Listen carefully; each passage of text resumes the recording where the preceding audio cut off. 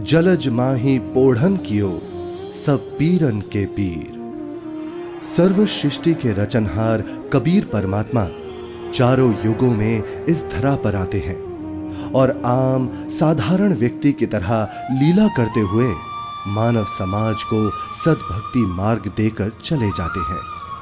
आज से लगभग 600 वर्ष पूर्व कलयुग में अपने वास्तविक नाम कबीर नाम से सतलोक से चलकर कबीर प्रभु जी काशी के लहरतारा नामक तालाब में एक कमल के फूल पर सन 1398 ईस्वी संवत 1455 में ज्येष्ठ मास की पूर्णिमा को ब्रह्म मुहूर्त में प्रकट हुए थे।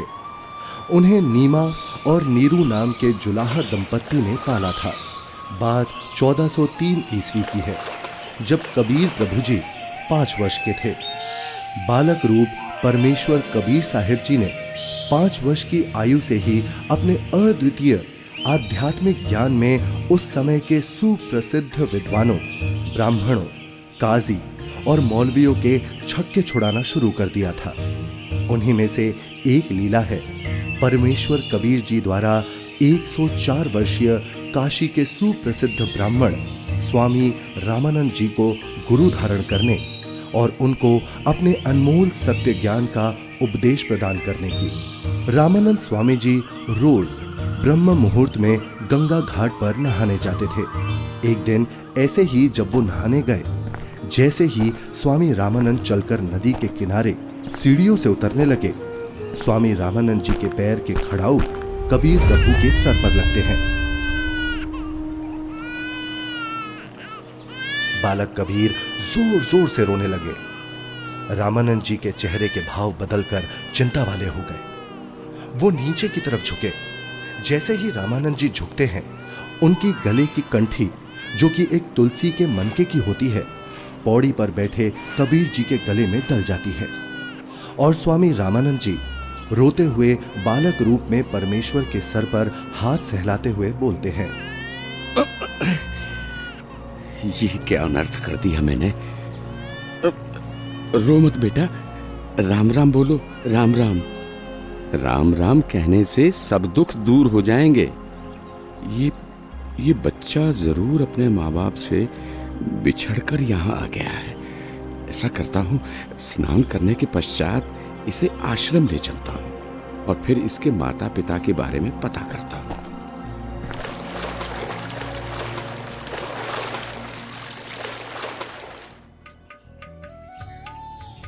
स्वामी रामानंद जी वैष्णव धर्म का प्रचार प्रसार भी खूब किया करते थे, जिसके लिए उन्होंने 1400 ऋषि शिष्य भी प्रचारक रूप में बना रखे थे। स्वामी जी के उन्हीं शिष्यों में से एक थे ऋषि विवेकानंद जी, जो कि बहुत ही अच्छे प्रवचनकर्ता रूप में प्रसिद्ध थे, जिनको स्वामी जी द्वारा काशी शहर के एक क्षेत्र का उपदेशक भी नियुक्त किया हुआ था। प्रतिदिन की तरह ही एक दिन जब ऋषि विवेकानंद जी शाम के समय विष्णु पुराण से कथा सुना रहे थे। श्री हरि विष्णु जी ही सभी के रक्षक व पूर्ण परमात्मा है। उन्होंने ही राम जी और कृष्ण जी के रूप में जन्म लिया है। वास्तव में भगवान विष्णु ही अजन्मे हैं, अविनाशी हैं। श्री हरि विष्णु भगवान की जय। श्री हरि विष्णु भगवान की जय। श्री हरि विष्णु भगवान की जय। वेद पढ़े पर भेद न जाने, बाँचे पुराण 18। पत्थर की पूजा करे, भूले सृजनहारा।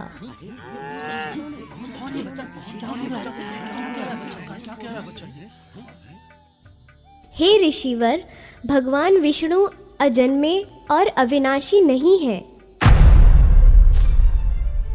अब इसमें देखिएगा ब्रह्मा विष्णु महेश की क्या स्थिति है। श्रीमद् भगवत गीता, गीता प्रेस गोरखपुर से प्रकाशित है। संपादक हनुमान प्रसाद पोदार, चिमनलाल गोस्वामी। प्रकाशक एवं मुद्रक हैं गीता प्रेस गोरखपुर, गोविंद भवन कार्यालय कोलकाता का संस्थान। अध्याय 4 चल रहा है, 123 पृष्ठ पे। भगवान विष्णु अपनी माता दुर्गा की स्तुति कर रहे हैं। तुम शुद्ध स्वरूपा हो, ये सारा संसार तुम इसे उद्भासित हो रहा है। मैं ब्रह्मा और शंकर हम सभी तुम्हारी कृपा से विद्यमान है। हमारा आविर्भाव माने जन्म और तिरोभाव माने मृत्यु हुआ करता है। हमारा तो जन्म और मृत्यु होता है। केवल तुम ही नित्य हो, जगत जननी हो, प्रकृति और सनातनी देवी हो। अब इसका क्या अर्थ है? ब्रह्मा विष्णु महेश नाशवान है, इनकी जन्म मृत्यु होती है। हे ऋषिवर, भगवान विष्णु अजन्मे और अविनाशी नहीं है। शिव पुराण में लिखा है कि निराकार परमात्मा आकार में आया। वे सदाशिव काल रूपी ब्रह्म कहलाया। उसने अपने अंदर से एक स्त्री प्रकट की जो प्रकृति देवी, अष्टांगी, त्रिदेव जननी, शिवा आदि नामों से जानी जाती है। पवित्र शिव पुराण ये गीता प्रेस गोरखपुर से प्रकाशित है। सचित्र मोटा टाइप, केवल हिंदी। संपादक है हनुमान प्रसाद पोदार। और ये प्रकाशित कहाँ से है? प्रकाशक एवं मुद्रक हैं गीता प्रेस गोरखपुर, गोविंद भवन कार्यालय कोलकाता का संस्था। अब देखना ये रुद्र संहिता का, अब हम छठा अध्याय पढ़ रहे हैं 101 पृष्ठ पे। देवर से एक समय ब्रह्मा जी बता रहे अपने पुत्र नारद को, एक समय उस आनंद वन में रमण करते हुए शिवा और शिव के मन में ये इच्छा हुई, दुर्गा और काल के मन में, कि दूसरे पुरुष की सृष्टि करनी चाहिए, यानी कोई पुत्र उत्पन्न करना चाहिए, जिस पर सृष्टि संचालन का महान भार रखकर हम दोनों केवल काशी में रहकर इच्छा अनुसार वितरे और निर्वाण धारण करें। ऐसा निश्चय करके शक्ति सहित सर्वव्यापी परमेश्वर शिव ने, इस काल ने, अपने वाम भाग के 10वें अंग पर अमृत मल दिया। फिर तो वहाँ से एक पुरुष प्रकट हुआ, यानी इन्होंने पति पत्नी व्यवहार किया, काल और दुर्गा ने, और वहाँ से एक पुत्र की उत्पत्ति हुई। देखिएगा 102 पृष्ठ पे, 102 पृष्ठ पे शिव ने कहा, वो बालक उत्पन्न हुआ, उसके कहा कि वत्स, काल ने कहा बेटा, व्यापक होने के कारण तुम्हारा विष्णु नाम विख्यात हुआ। फिर काल रूपी ब्रह्म ने एक काशी नामक सुंदर स्थान बनाया। वहाँ दोनों शिव तथा शिवा अर्थात काल रूपी ब्रह्म तथा दुर्गा पति पत्नी रूप में निवास करने लगे। भगवान विष्णु इनकी ही संतान है।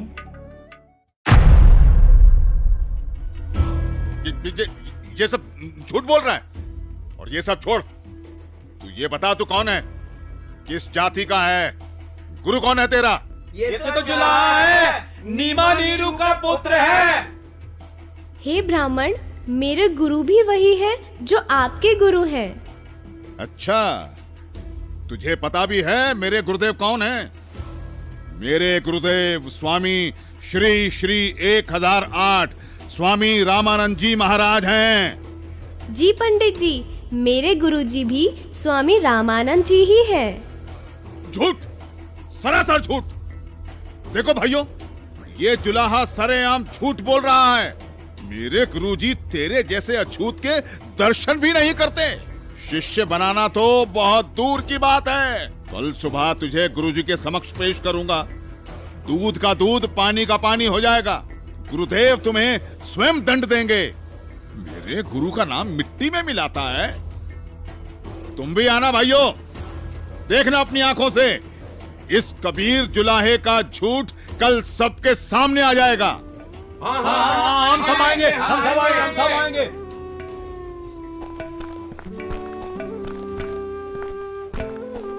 अरे पंडित जी, कम से कम मेरे सवाल का उत्तर तो देते जाइए।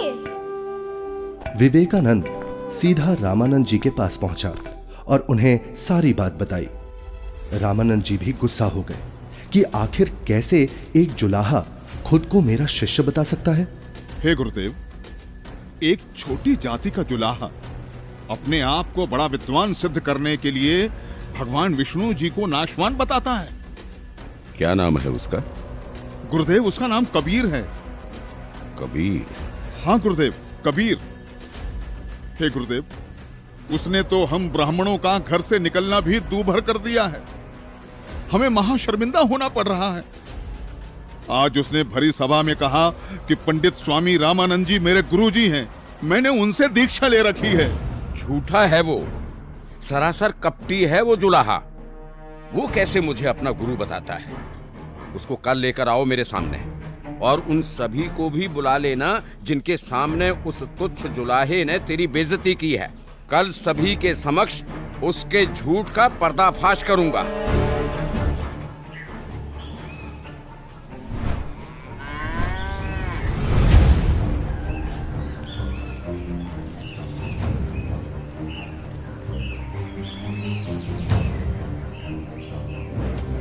नीरू जुलाहे का घर कहाँ है?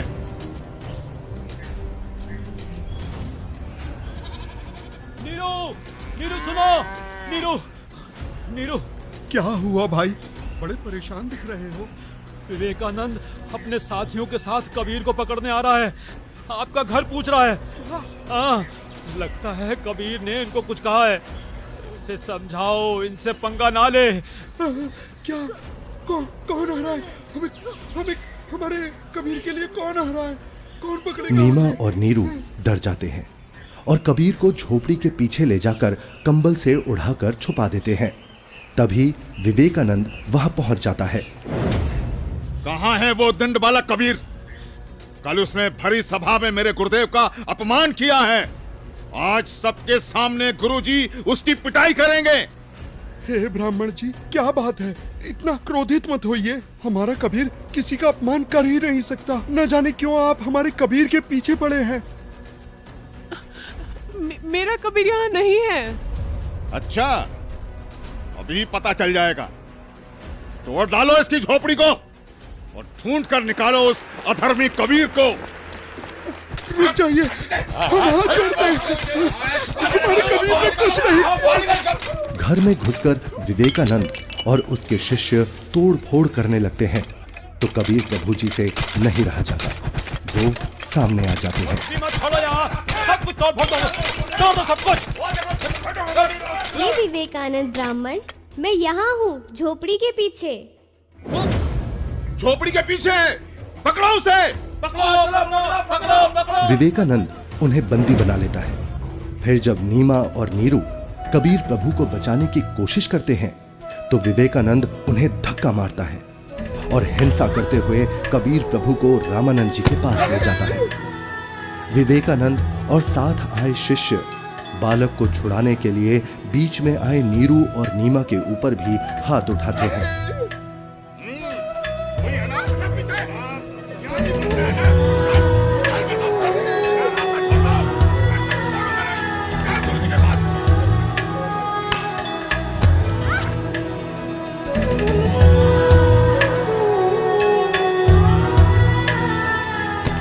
नीरू को भी कुछ गुंडे लाठी डंडों से मार मार कर मृत समान कर देते हैं।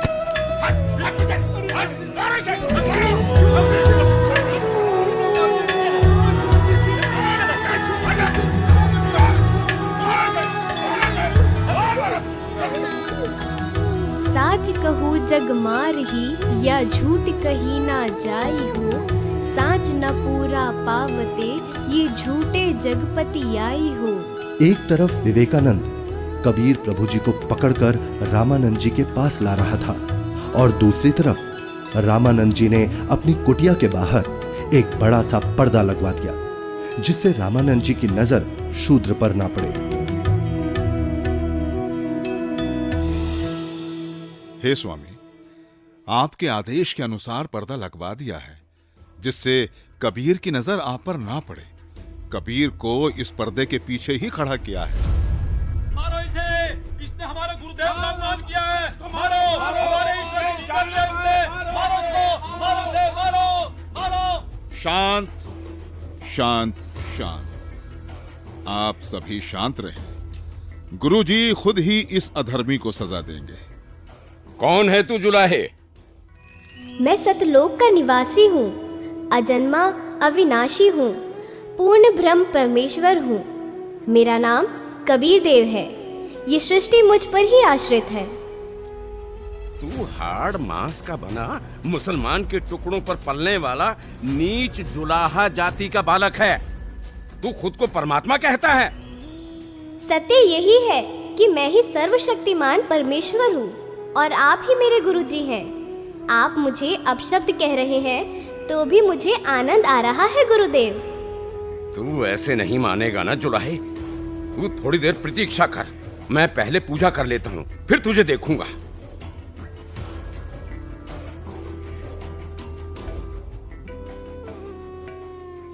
कहीं ये बालक सच में तो भगवान नहीं है, क्योंकि भगवान तो किसी भी रूप में कहीं भी आ सकते हैं।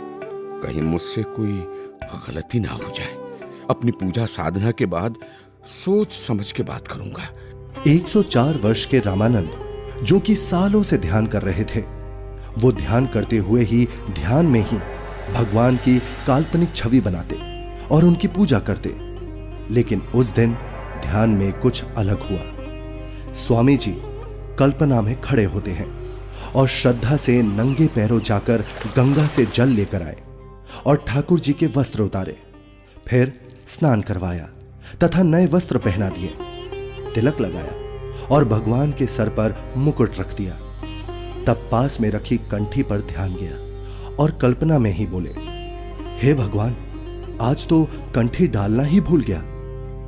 फिर कंठी उठाकर मुकुट के ऊपर से डालने लगे, लेकिन माला मुकुट में फंस गई। अब स्वामी जी चिंतित हो गए और कल्पना में ही सोच रहे हैं, हे भगवान, आज ये आपके दास के साथ क्या बनी? यदि कंठी नहीं डाली तो पूजा अधूरी रह जाएगी, और अब यदि मुकुट उतार दिया तो पूजा खंडित हो जाएगी। आज से पहले ऐसी गलती कभी नहीं बनी थी। हे प्रभु, आज क्या गलती बन गई मुझ पापी से? आज का तो मेरा सारा दिन ही व्यर्थ गया। जब स्वामी जी मन ही मन में व्याकुल हो रहे थे और अपने आप को कोस रहे थे, तब परमेश्वर कबीर साहिब जी पर्दे के पीछे से बोले, हे स्वामी जी, चिंता मत कीजिए, इस माला की गांठ खोल दीजिए और फिर ठाकुर जी के गले में डालकर इस माला को बांध दीजिए, फिर आपको मुकुट उतारना नहीं पड़ेगा। स्वामी रामानंद जी ने जब कबीर साहिब जी की पर्दे के पीछे से आवाज सुनी तो उन्हें एकदम झटका सा लगा।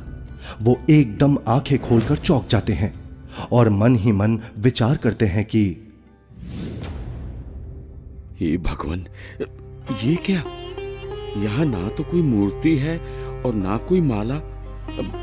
मैं तो काल्पनिक पूजा कर रहा था और मेरे मन में चल रही इस काल्पनिक क्रिया को इस बालक ने कैसे जान लिया?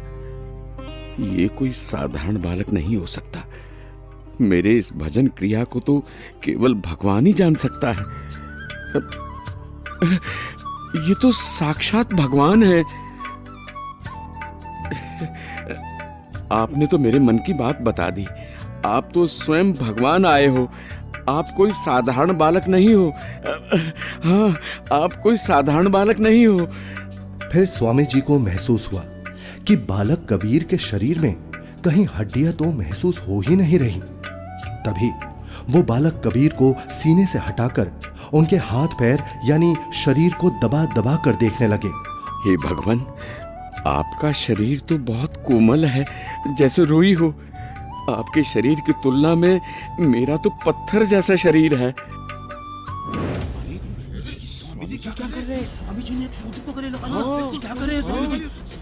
लगता है कि बुढ़ापे में गुरुजी का दिमाग हिल गया है, जो शूद्र को गले से लगा लिया। हे भगवान, अगर आपकी आज्ञा हो तो मेरी कुछ शंका है।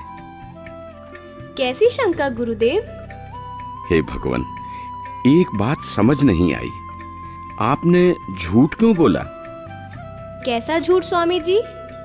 आप कह रहे थे कि आपने मुझसे उपदेश ले रखा है, लेकिन मैंने तो आपको कभी नाम दीक्षा नहीं दी। स्वामी जी, याद कीजिए, एक समय आप पंचगंगा घाट पर स्नान करने के लिए गए थे। मैं वहाँ पौड़ियों पर लेटा हुआ था। आपके पैरों की खड़ाऊ मेरे सिर पर लगी थी और मैं पीड़ा के कारण रो रहा था। तब आपने मेरे सिर पर हाथ रखा और कहा कि बेटा राम राम बोलो। तो स्वामी जी, आप मेरे गुरु बन गए और मैं आपका शिष्य। मेरा तो उद्देश्य ही वहाँ पर आपसे दीक्षा लेना था।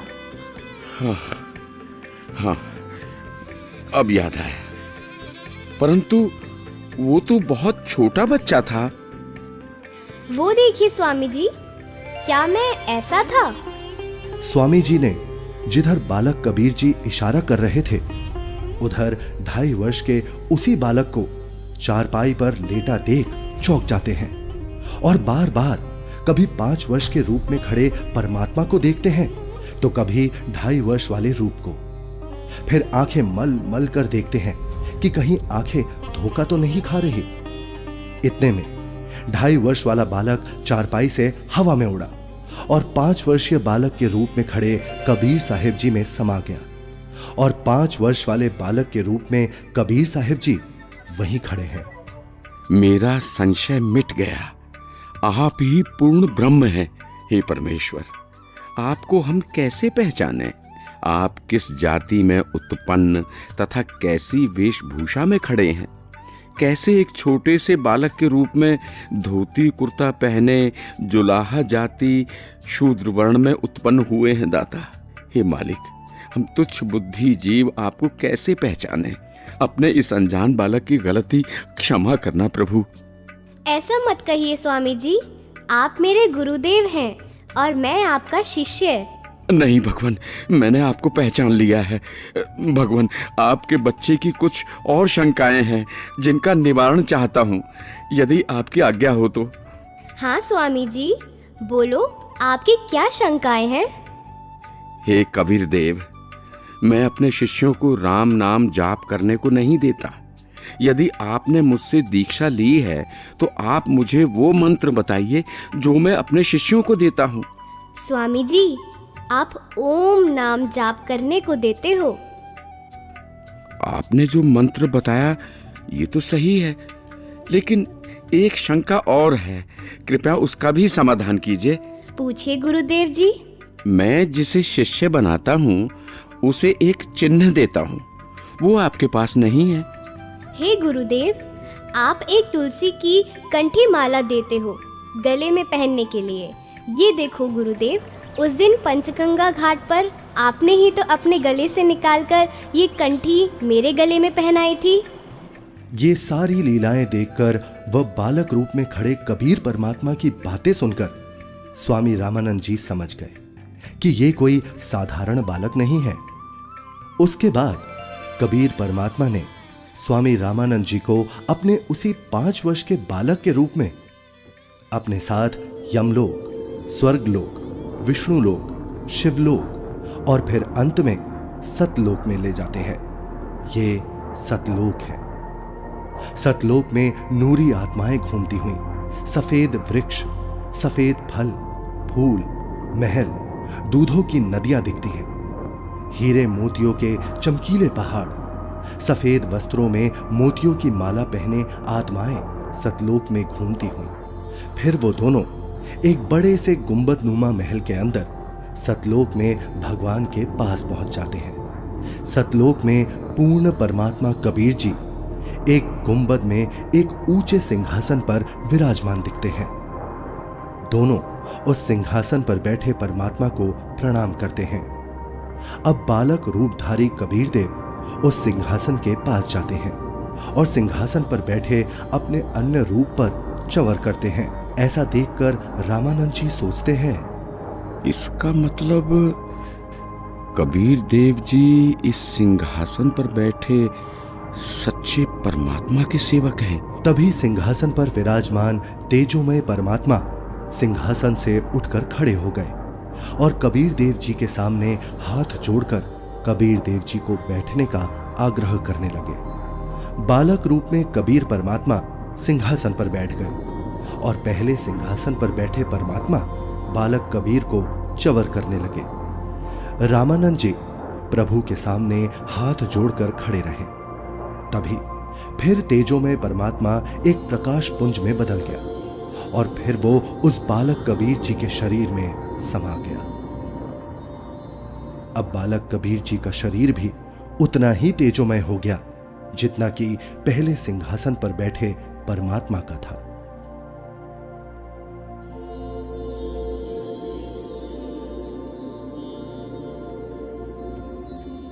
बोलत रामानंद जी सुनो कबीर करतारे, गरीबदास सब रूप में तू ही बोलनहार।